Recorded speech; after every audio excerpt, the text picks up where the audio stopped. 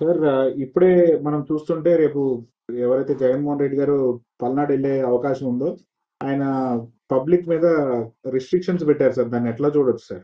అంటే సత్తెనపల్లి నియోజకవర్గ పరిధిలో వారి పార్టీకి సంబంధించిన కార్యకర్తను పరామర్శించడం కోసం బహుశా మాజీ ముఖ్యమంత్రి జగన్మోహన్ రెడ్డి గారు వెళ్తున్నట్టున్నారు. దీనికి సంబంధించిన పోలీసులు కొన్ని షరతులు, అంటే ఎవరైతే ఈ ప్రోగ్రామ్ కండక్ట్ చేస్తారో బహుశా నియోజకవర్గ వైఎస్ఆర్ కాంగ్రెస్ పార్టీ ఇన్ఛార్జికి నోటీస్ ఇచ్చినట్టు, ఆ నోటీసులో విపరీతమైన షరతులు ఉన్నట్టు వైఎస్ఆర్ కాంగ్రెస్ పార్టీ ప్రధానంగా ఆరోపిస్తుంది. ప్రధానంగా ఏదైనా ఒక ఈవెంట్ జరిగినా, ఒక రాజకీయ పార్టీ సభ జరిగిన షరతులు నిబంధనలు ఖచ్చితంగా ఉండాలి. అన్కండిషనల్గా జరగాల్సిన అవసరం లేదు. ఎవరికో ఒక రెస్పాన్సిబిలిటీ కూడా ఇవ్వాలి. ఈ మొత్తం వ్యవహారంలో ఏం జరుగుతుంది, ఎవరి రెస్పాన్సిబిలిటీ ఏంటనేది పోలీసులకు ముందే తెలిస్తే ఎలాంటి అవాంఛనీయ సంఘటనలు జరగకుండా ఉండడానికి అవకాశం ఉంటుంది. ఎందుకంటే సభ జరిగేటప్పుడు పోలీసులకు సరైన అంచనాలు అవన్నీ లేని గతంలో కొన్ని సందర్భాలు చూసాం. కందుకూరు లాంటి ఘటనలో తెలుగుదేశం పార్టీ సభల్లో మనుషులు ప్రాణాలు పోయినాయి. కాబట్టి ఇట్లాంటి వాతావరణం రాకుండా ఉండాలంటే ఖచ్చితంగా అన్ని కండిషన్స్ పెట్టాలి. అయితే ఇక్కడ కండిషన్స్ పెట్టేది సభ సాఫీగా నడవడం కోసం, లేదా కార్యక్రమం పీస్ఫుల్గా జరగడం కోసం, పోలీసులు కూడా తమ పనిని తాము సమర్థవంతంగా నిర్వర్తించడం కోసం షరతులైతే యాక్సెప్టబుల్. అలా కాకుండా ఎవరిని ఉద్దేశించి మనం షరతులు పెడుతున్నామో వాళ్ళు డిస్టర్బ్ కావడానికి, వాళ్ళు సభ జరుపుకోవడానికి లేదా కార్యక్రమం పూర్తి కావడానికి కష్టమయ్యే పనులు పెట్టే అంటే వ్యయ ప్రయాసాలకు లోనవడం, క్లిష్టంగా మార్చడం, దీనికోసం షరతులు అంటే అది అభ్యంతరకరం.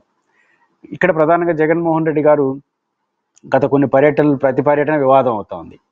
గతంలో మిర్చి యార్డుకు సంబంధించినప్పుడు కానీ, మొన్న పొదిలికి సంబంధించిన ఇష్యూ కానీ, అంతకుముందు రాప్తాడు పోయిన సందర్భంలో కానీ, ఇటు ప్రవహించటల్లా భద్రతా వైఫల్యాలు, విమర్శలు, నిన్న పొదిల్లో అయితే కొంతమంది నిరసన, ఇట్లాంటి ఘటనలు కొన్ని జరిగినాయి. అడుగడుగున జగన్మోహన్ రెడ్డి గారి యొక్క పర్యటనలన్నీ కూడా ఈ గందరగోళాలకు తావిస్తూ ఉంది. దీనికి వైఎస్ఆర్ కాంగ్రెస్ పార్టీ ప్రధానంగా ఆరోపిస్తుంది జగన్మోహన్ రెడ్డి భద్రతను కుదించారని. ఒక కోర్టులో కూడా పిటిషన్ నడుస్తూ ఉంది. ఈ నేపథ్యంలో సత్తెనపల్లి ప్రోగ్రాం చూడాలి. మన పొదిలి ఘటన మనం చూసాం, అంతకుముందు రాప్తాడు ఘటన చూసాం. వీటన్నిటిలో జగన్మోహన్ రెడ్డి గారు పర్యటనలో సెక్యూరిటీ వైఫల్యంతో పాటు పెద్ద ఎత్తున జనం వస్తున్నారు. ఘటన ఏదైనా, సందర్భం ఏదైనా జగన్మోహన్ రెడ్డి గారి యాడికి వస్తే అక్కడ విపరీతంగా జనం వస్తున్నారు. విపరీతంగా జనం రావడానికి ఒక సంకేతం ఆయనకి పెరుగుతున్న ఆదరణ, సమస్య యొక్క తీవ్రత.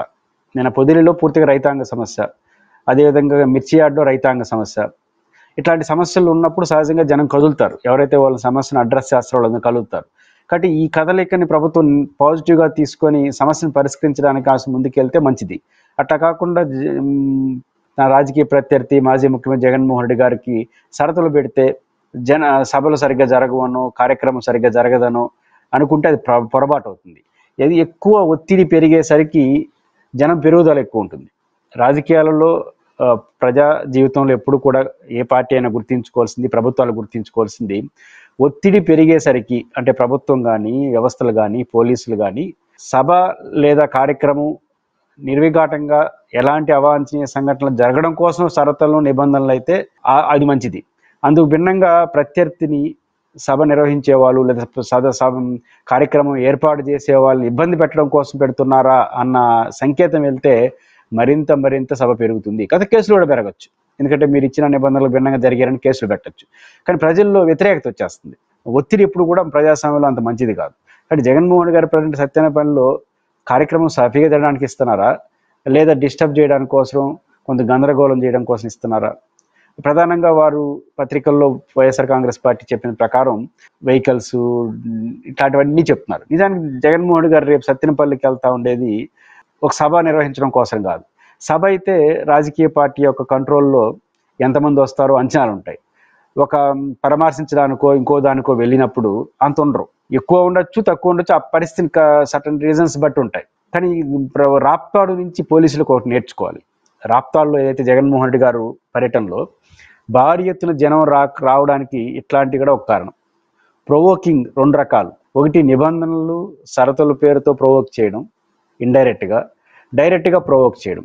మీకు రాప్తాడులో ఒక వైఎస్ఆర్ కాంగ్రెస్ పార్టీ నాయకుడు పరామర్శ కోసం కుటుంబానికి వెళ్ళినప్పుడు సాఫీగా జరుగుతుంది అనుకున్నాం. కాకపోతే ఇట్లాంటి కొన్ని ఘటనలు జరిగినప్పుడు, మర్డర్లు జరిగినప్పుడు కొద్ది సహజంగా ఏమవుతుందంటే ఎమోషనల్ కనెక్షన్ అవుతుంటుంది.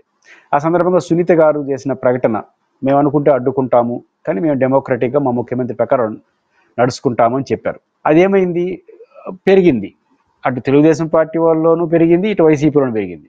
ఎందుకంటే తెలుగుదేశం పార్టీలో సునీత గారు బలమైన నాయకురాలు. వారు ఆ పిలిపివ్వడంతో ఏం జరుగుతుందో చూద్దాం, వాళ్ళ పార్టీ శ్రేణులు పైకి వస్తారు, మన నాయకుడిని దాదాపు సవాల్ చేసినారు కాబట్టి అడ్డుకుంటారేమో అని చెప్పి వీళ్ళ పార్టీ వాళ్ళు పెద్ద ఎత్తున ఇతర ప్రాంతాల నుంచి కూడా వచ్చేస్తారు. అప్పుడు ఏమవుతుంది, జనాభా ఎక్కువైపోతుంది. అది ప్రభుత్వానికి నష్టం.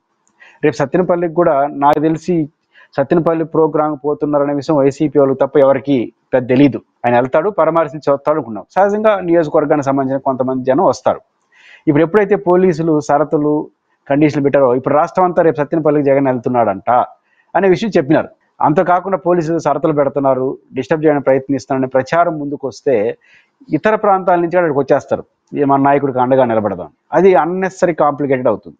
కాబట్టి ప్రభుత్వం సత్తెనపల్లి కార్యక్రమాన్ని సజావుగా నడవడానికి చేయాలంటే ఎక్కువ షరతులు పెట్టకూడదు. మినిమం సమాచారం తెచ్చుకొని, ఒకవేళ రేపు జరిగితే ఇబ్బంది అనుకుంటే సభకు కార్యక్రమానికి పర్మిషన్ ఇవ్వకూడదు. కానీ షరతులు ఎక్కువ పెడుతున్నారనే విషయం వస్తే మాత్రం ప్రెజర్ పెరిగి కార్యకర్తలు ఎక్కువ వస్తారు. వాళ్ళు వస్తారు, ఏం జరుగుతుంది, వీళ్ళు పోయినారు అనుకోండి, అన్నెసరీ కాంప్లికేట్స్ వస్తాయి. కాబట్టి ప్రభుత్వం ఆలోచించాలి. అయితే ఒకటి ప్రభుత్వం గుర్తుంచుకోవాల్సింది, జగన్మోహన్ రెడ్డి గారి వ్యవహార శైలి, జగన్మోహన్ రెడ్డి గారి క్యారెక్టర్, వాటి చూసినప్పుడు ఆయన ఎంత ప్రెజర్ చేస్తే అంత ఎక్కువ రెచ్చిపోతాడు. ప్రెజర్కి ఆయన తలొగ్గడు.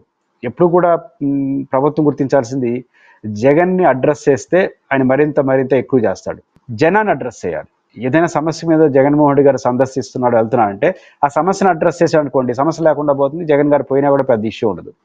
సమస్యను అడ్రస్ చేయకుండా జగన్ అడ్రస్ చేశారనుకోండి, జగన్ మరింత గట్టిగా నిలబడతాడు, అటువైపు ప్రజలు కూడా నిలబడతారు. ఆ రకంగా పెద్ద ఇష్యూగా మారుతుంది. కాబట్టి ఎప్పుడు కూడా జగన్తో పెట్టుకోకూడదు, జనంతోనే పెట్టుకోవాలి. జనంతో పెట్టుకుంటే సమస్య పరిష్కారం అవుతుంది. జగన్ గారు వెళ్ళినా కూడా పెద్ద ఇంపాక్ట్ క్రియేట్ కాదు. కానీ జనాన్ని వదిలేసి జగన్తో పెట్టుకుంటే జగన్ ఒకటి అవుతారు. అది లేనిపోని కాంప్లికేట్ దారి తీస్తుంది. కాబట్టి రేపటి సత్తెనపల్లి కార్యక్రమం కూడా నిబంధనలు పెట్టొద్దని, ఏమీ వద్దని, వాళ్ళ పాటికి వాళ్ళు పోతారు. ఎట్లా పోతా అలా చేయమని ఎవరు చెప్పరు. నిబంధనలు ఉండాల్సిందే, షరతులు ఉండాల్సిందే. అది కార్యక్రమం స్మూత్గా విజయవంతం అవడానికి దోహదపడే ఉండాలి తప్ప, పోలీసులు తమ విధుల్ని సక్రమంగా నెరవేర్చడానికి ఉపయోగపడే విధంగా ఉండాలి తప్ప, సభను కార్యక్రమాన్ని డిస్టర్బ్ చేయడం, ఏదో భయోత్పాదంగా ఇచ్చే పద్ధతిలో ఉంటే మాత్రం అది మరింత ఆ సభకు గ్లామర్ వస్తుంది, ఒత్తిడి వస్తుంది, ఎమోషనల్గా తీసుకుంటారు, అందరూ వస్తారు. అన్నెసరీ కాంప్లికేట్, పోలీసులకు కూడా తమ విధి నిర్వహణ తలకు మించిన భారం అవుతుంది. అది పోలీసులు ఆలోచిస్తే బెటర్.